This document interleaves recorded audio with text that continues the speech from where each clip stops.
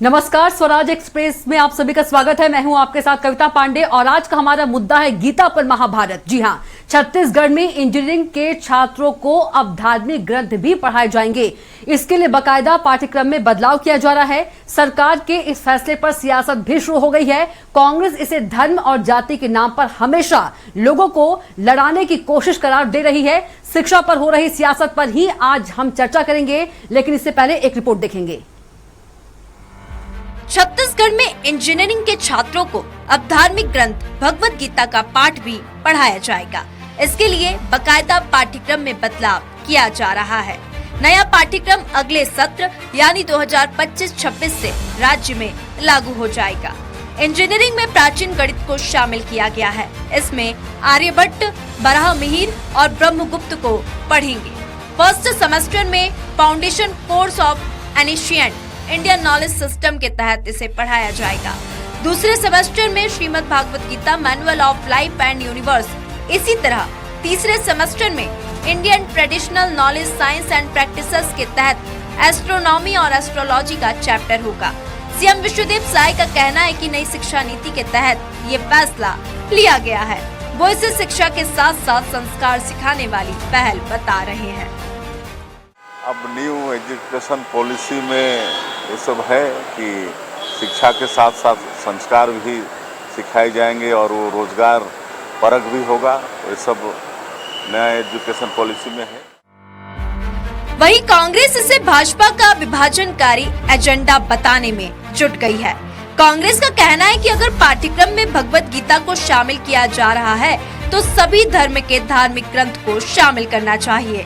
भगवत गीता के साथ बाइबल और कुरान पढ़ाने में सरकार को क्या दिक्कत है? देखिए, ये सरकार तो धर्म और जाति के नाम पे हमेशा लड़ाने का काम करती है। अगर भगवत गीता को शामिल करते हैं तो सभी धर्मों के जो धार्मिक ग्रंथ हैं उनको भी शामिल करना चाहिए। उसमें क्या दिक्कत है? अगर वो किसी एक ही धर्म के बारे में पढ़ाना चाहते हैं तो ये तो जातिवादी और वर्ण व्यवस्था पे आधारित व्यवस्था हो जाएगी। उनको करना है तो सभी को करना चाहिए। भगवत गीता को भी करो, बाइबिल को भी करो, कुरान को भी करो और जो धार्मिक ग्रंथ है उनको सबको शामिल करना चाहिए। क्यों नहीं करते? करना चाहिए। बहरहाल इंजीनियरिंग के कोर्स में अब इंडियन कल्चर पर भी बात होगी। बताया जा रहा है कि इसमें कलिंग, मराठा, राजपूत, द्रविड़ आदि के स्थापत्य कला को कोर्स में शामिल किया गया है। कंप्यूटर साइंस हो या सिविल, सभी छात्रों के लिए ये अनिवार्य होगा। संविधान के पाठ को भी शामिल किया गया है। सियासी आरोप प्रत्यारोप के बीच अब देखना दिलचस्प होगा कि इंजीनियरिंग के छात्रों पर पाठ्यक्रम में इस बदलाव का कितना असर पड़ता है। और इसी मुद्दे पर चर्चा करेंगे। हमारे साथ अनिल चौहान, कांग्रेस प्रवक्ता मौजूद हैं, कौशल स्वर्णबेर, वरिष्ठ पत्रकार मौजूद है और इसके साथ ही निशिकांत पांडे जी, बीजेपी प्रवक्ता मौजूद है। सबसे पहले निशिकांत पांडे जी से बात करेंगे।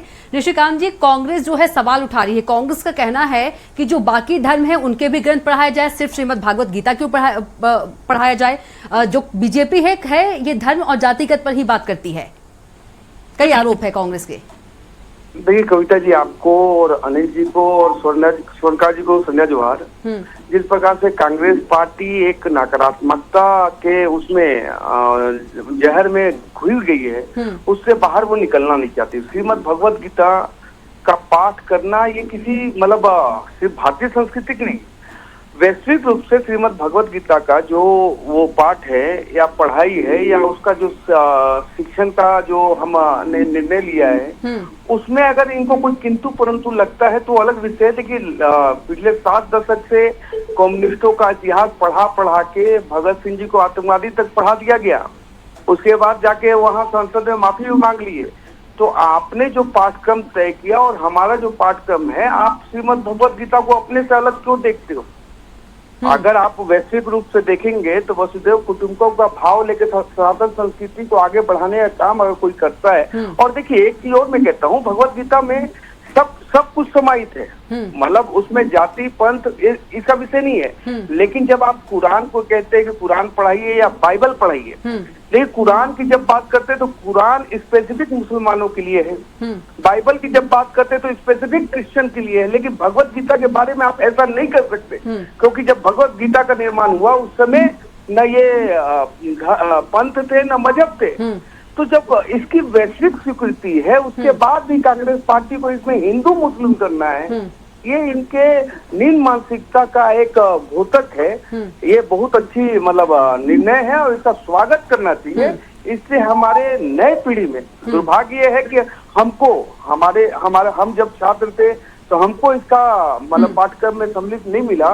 लेकिन ये अगर बच्चों को दिया जाएगा तो हमारे धर्म ग्रंथ से और सफल होंगे और मजबूत होंगे, और दुनिया को जिस प्रकार से भारत ने दुनिया को 0 दिया, उससे और कहीं आगे जाके भारत और अच्छा कर सकता है। ये इस धर्म ग्रंथ में है। लेकिन कांग्रेस पार्टी का एक निम्न मानसिकता है कि लगातार अगर मुस्लिम की बात करें तो वो 80-20 की बात तो कर लेंगे, लेकिन जैसे ही सनातन संस्कृति की बात आती है तो सनातन को तो ये लोग खत्म करना चाहते हैं, नष्ट करना चाहते हैं।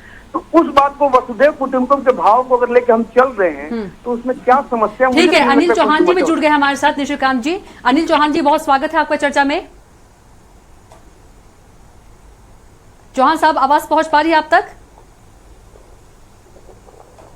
जी बिल्कुल आ रही है। अनिल जी, आपने सुना अभी निशिकांत पांडे जी को, उनका कहना है जिस तरह से शिव डहरिया ने बयान दिया है और आप लोग जिस तरह से कह रहे हैं, तो उनका कहना है कि आप लोग इस मानसिकता का परिचय दे रहे हैं। क्या दिक्कत है अगर पढ़ाया जा रहा है गीता को? तो आपको, साथी पैनलिस्ट को और स्वराज एक्सप्रेस के विद्वान दर्शकों को नमस्कार। देखिए, बहुत सिंपल सी बात है। देखिए, हमारे देश में सभी धर्मों को समान भाव से देखा जाता है। मैं अगर व्यक्तिगत जीवन में कहूं तो मैं सबसे ज्यादा भगवत गीता से प्रभावित हूं। और बहुत से ऐसे लोग हैं जो कट्टरपंथी ताकतें हैं हिंदू धर्म में, उन्होंने रामचरितमानस और गीता में भी कंपटीशन करवाने का प्रयास किया। ये जो धार्मिक ग्रंथ हैं उनमें, सभी धार्मिक ग्रंथों में मेरा मानना है, मैंने जितने धर्मों का धार्मिक ग्रंथ मैंने व्यक्तिगत तौर पर अध्ययन किया है, सभी धर्मों में इंसानियत और मानवता को जोड़ दिया गया है। सभी धर्मों का अपना दावा है कि हम सबसे पुराने, लेकिन सवाल इस बात का है कि ये धर्म गुरुओं का विषय है, ये अध्यात्म का विषय है। ये हमारे, कहना चाहिए, व्यक्तित्व को, हमारे अध्यात्म को, हमारी मानसिकता को सकारात्मक रूप से आगे बढ़ाने का प्रयास है। ये सभी धर्म ग्रंथ यही काम करते हैं। यहाँ सवाल ये है कि आप पाठ्यक्रम में किसी धर्म विशेष के, मैं जानता हूं कि हम बहुतायत में यहाँ हिंदू धर्म के लोग निवास करते हैं, मुझे भी गर्व है कि मैं हिंदू, लेकिन हमें जो हमारे संविधान की मूल आत्मा कहती है कि सभी धर्मों का सम्मान करना चाहिए। अगर मेरे सामने कोई नमाज भी अदा करता है तो मैं उसका उतना ही सम्मान करता हूं जितना पूजा करने वाले का। मेरा कहना है कि जो हमारा पाठ्यक्रम है, हमारे अध्ययन का विषय है, उसमें किसी धर्म विशेष का इस तरह से करने पर कहीं ना कहीं आपसी द्वेष भाव या इस तरह की बातें आएंगी कि साहब ज्यादा से बहुसंख्यक हैं ये, तो इन्होंने जबरदस्ती एक धर्म ग्रंथ विशेष पढ़ाना चालू कर दिया। तो या तो सभी धर्म ग्रंथों का जो अच्छा पाठ है जिस धर्म ग्रंथ में, उसमें एक्सपर्ट्स की राय लेके थोड़ा थोड़ा पाठ सभी का पढ़ाया जाए, या तो अब जब हम एक धर्म ग्रंथ विशेष को शामिल करेंगे तो कहीं ना कहीं ये आपसी द्वेष या दूसरे धर्म के लोगों को हीन भावना जाएगी। भारतीय जनता पार्टी का जो उद्देश्य है वो यही है कि कैसे आपस में नफरत बढ़े, कैसे नए विषयों को हम जो मूल विकास की अवधारणा है, रोजगार, महंगाई पर बात है, इससे भटकाकर लोगों को कैसे धर्म के नाम पर फिर द्वेष फैलाकर, जहर फैलाकर समाज में, सोसाइटी में, कभी शिक्षा के क्षेत्र में, कभी किसी और क्षेत्र में, आप देखिएगा किस तरह का सिलसिलेवार इनका सिलसिला चलता है। अभी आपने देखा होगा गुरु घासीदास केंद्रीय विश्वविद्यालय में जब भाजपा की डबल इंजन की सरकार है, आजादी के बाद से कभी ऐसा नहीं हुआ, एनएसएस के कैंप में हंगामा हो गया कि नमाज अदा की गई और एनएसएस के डायरेक्टर, कोऑर्डिनेटर सब कोई हिंदू थे। तो ये भारतीय जनता पार्टी का प्रायोजित प्रोपेगेंडा चलता है। उसमें कोई जांच में फाइंडिंग नहीं आई कि साहब कौन मजबूर किया, किस तरह की बातें आई। तो भाजपा जब तक हिंदू मुसलमान, हिंदू ईसाई नहीं करेगी तो वोट बैंक की राजनीति कैसे करेगी? लेकिन अनिल चौहान जी, यदि श्रीमद् भागवत गीता की बात करें, जी श्रीमद् भागवत गीता की बात करें तो श्री कृष्ण जो है वो तो बताते हैं कि कैसे राह पे चलना है, किस राह पे चलना है, किस स्थिति से निकलना है, विषम परिस्थितियों से, स्थितियों से।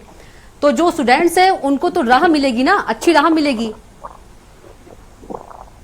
बहुत सारी चीजें सीखने को मिलेंगी। जी, मैंने भगवत गीता को बहुत अध्ययन किया है जी। भगवान कृष्ण कहते हैं कि हमें सभी मनुष्यों का सम्मान करना चाहिए, उनकी पूजा पद्धति का सम्मान करना चाहिए। कोई किसी भी माध्यम से ईश्वर को याद करे, उसको हमें स्वतंत्रता देनी चाहिए जी। मानव मात्र की स्वतंत्रता और कर्तव्य परायणता पर भगवान कृष्ण ने फोकस किया है। भगवत गीता, श्रीमद् भगवत गीता अक्षरशः पालन योग्य है। और मैं आपको एक चीज और बता दूं कि विश्व स्तर पर कई धर्मों के लोग उसको अध्ययन भी करते हैं। लेकिन मेरा ये कहना है सिर्फ और कांग्रेस पार्टी का कि आप मैंडेटरी मत बनाइए। ये तो अध्यात्म का विषय है, इसको स्वेच्छा पे छोड़िए। जिसको ये एक अच्छा इंसान बनना है, जिसको मानव मात्र की सेवा और मानव मात्र की पद्धति को समझना है, वो स्वयं गीता का अध्ययन करने आएगा। हम धार्मिक द्वेष और नफरत फैलाकर इस देश और प्रदेश में क्या करना चाहते हैं? क्यों लगता है कि धार्मिक द्वेष और नफरत फैलाई जा रही है बीजेपी के द्वारा? निश्चित रूप से ये प्रायोजित तरीके से भारतीय जनता पार्टी का विषयांतर करना है मूल मुद्दों से। वो मूलभूत मुद्दे जिसमें इस प्रदेश की कानून व्यवस्था से लेकर लोगों के दैनिक उपयोग की चीजें, रोजगार, महंगाई, इससे ध्यान भटकाकर नए विषयों पर विषयांतर करके आपसी नफरत फैलाकर, क्योंकि इनको पता है कि 98% बहुसंख्यक है इस प्रदेश में, हिंदू धर्म को मानने वाले लोग हैं। 97 से 98% कैसे उनको नफरत की भाषा पढ़ाकर, कैसे आपसी द्वेष फैलाकर, कैसे हम वोट बैंक की राजनीति करें? नफरत की भाषा कहाँ है? देखिए आप चौहान साहब, नफरत की भाषा कहाँ है? श्रीमद् भागवत गीता है।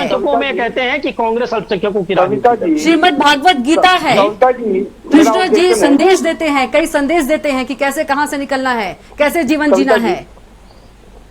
जो आज की युवा भटक जाते हैं।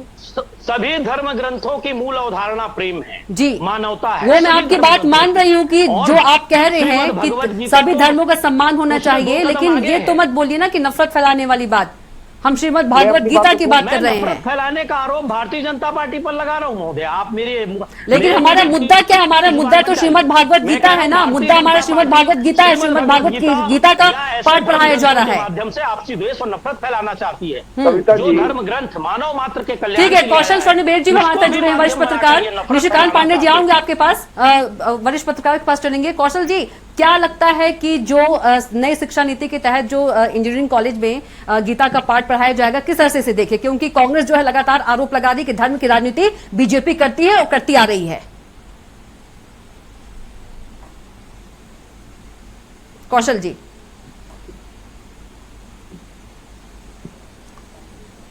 कौशल जी आवाज पहुंच पा रही है आप तक? निशिकांत पांडे जी कुछ आप कह रहे थे? जी कविता जी, जिस प्रकार से हमारे कांग्रेस के मित्र कह रहे थे कि श्रीमद् भगवत गीता पढ़ाना नफरत का पाठ पढ़ाना है, मुझे ताज्जुब लगता है, आश्चर्य लगता है। इस तरह की भाषा या इस तरह की बात कोई कर भी कैसे सकता है? दूसरा, इन्होंने कहा कि कुरान भी पढ़ाए और बाइबल भी पढ़ाए। ला इलाही इल्लल्लाह मोहम्मद रसूलुल्लाह।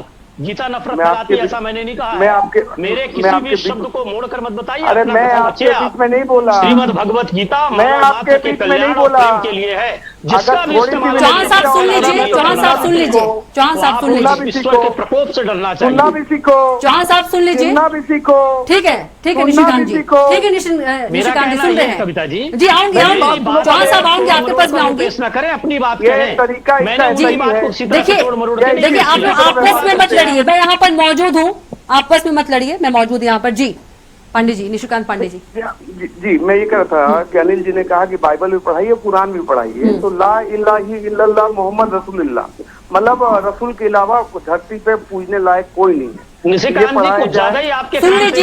चौहान साहब, सुन लीजिए, आऊंगे आपके पास भी बराबर का मौका मिलेगा। कंक्लूजन नहीं निकल पाएगा प्लीज, मत करो। तोड़ मरोड़ देखिए कंक्लूजन नहीं निकल पाएगा प्लीज। चौहान साहब आप निशिकांत जी को कहिए, देखिए लाइव है, सभी देख रहे हैं, किसी को तोड़ मरोड़ कर आप लोग ये आरोप मत लगाए कीजिए तोड़ मरोड़ कर।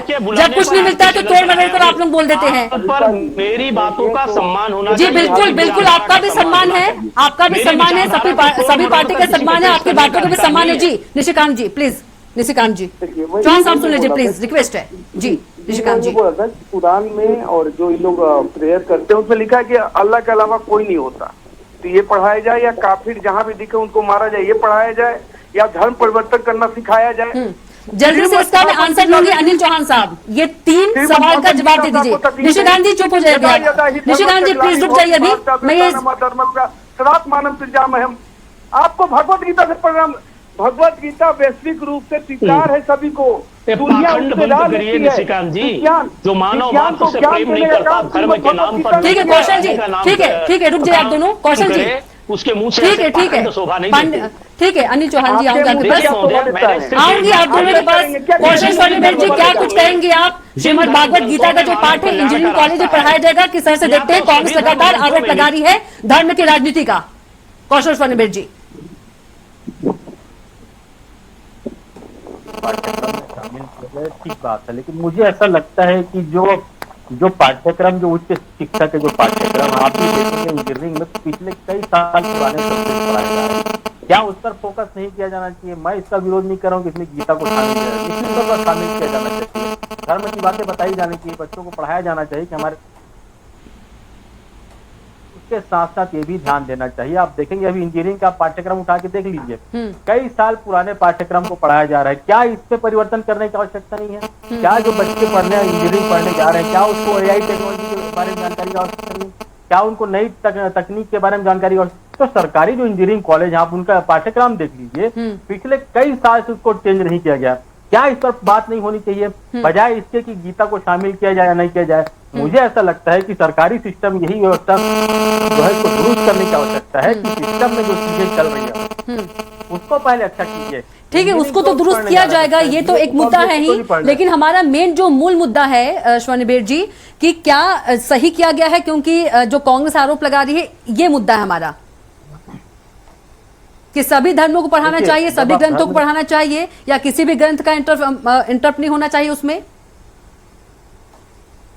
देखिए, आपका जो सवाल है, मुझे ऐसा लगता है कि जब आप धर्म संभाव की बात करते हैं और धर्म निरपेक्षता की बात करते हैं और यदि भारत को एक सूत्र में पिरोने की बात करते हैं, तो मुझे ऐसा लगता है कि निश्चित तौर पर सभी चीजों को समावेश किया जाना चाहिए, न कि किसी एक पाठ्यक्रम को, क्योंकि निश्चित तौर पर इस तरह की जब चीजें सामने आएंगी तो इसका कहीं न कहीं एक जनमानस में जो वो चीजें वो फैलती है। और जहां तक आपको जो हमारे धर्म संस्कृति गीता की बात है, आप पहली कक्षा से उनको पढ़ाइए बच्चों को, क्योंकि निश्चित तौर पर जब आपका बेस मजबूत होगा, ऊपर जब पढ़ेंगे बच्चे तो काफी अच्छा होगा। तो ये जो पाठ्यक्रम को शामिल करने की जो प्रक्रिया है, पहली क्लास से दूसरी क्लास से उस समय कीजिए जब बच्चा बेस मजबूत करना होता है। यदि इसको आप कॉलेज में शामिल करेंगे, निश्चित तौर पर एक नया पाठ्यक्रम होगा, क्योंकि इंजीनियरिंग में ऐसी बहुत सारे टफ सब्जेक्ट होते हैं, उसके साथ निश्चित तौर पर इस तरह के पाठ्यक्रम को शामिल किया जाना चाहिए। मैं इसका विरोध नहीं कर रहा हूँ, लेकिन फिर भी मैं ये कह रहा हूँ कि इस तरह की चीजें हैं, इसको शामिल करने के पीछे की वजहों को भी जानना चाहिए, इसके कारणों को भी जानना चाहिए। और जिस तरह धर्म संभाव, आप वरिष्ठ पत्रकार हैं, क्या कुछ वजह है? क्योंकि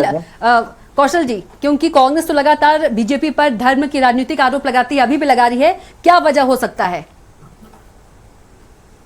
मुझे ऐसा लगता है कि धर्म और राजनीति दोनों को अलग अलग रखना चाहिए। धर्म के नाम पर राजनीति बिल्कुल नहीं होनी चाहिए और राजनीति को धर्म से बिल्कुल भी नहीं जोड़ा जाना चाहिए।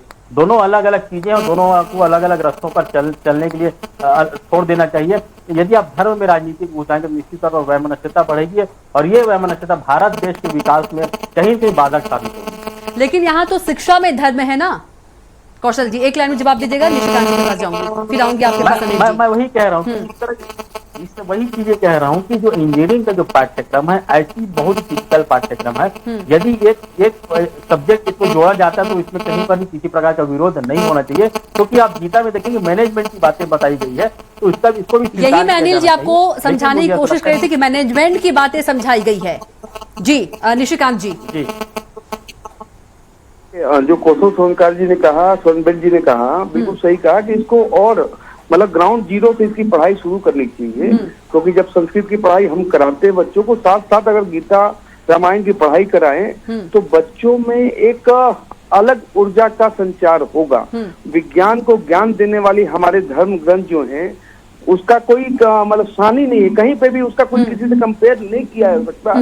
जानबूझ के कंपेयर करना उनकी निम्न मानसिकता को दर्शाता है। मैं तो कह रहा हूँ कि अगर अनिल जी कह रहे हैं कि कुरान भी पढ़ाना है, तो मैं पूछता हूँ उनसे, अनिल जी कुरान में तो काफिर को मारना भी सिखाया गया है, तो हम बच्चों को ये सिखाएं, ये पढ़ाई करवाए बच्चों से, या उनके बाइबल में अगर धर्म परिवर्तन के लिए कुछ कहानी बनाई रखी हुई है तो उसको पढ़ाया जाए।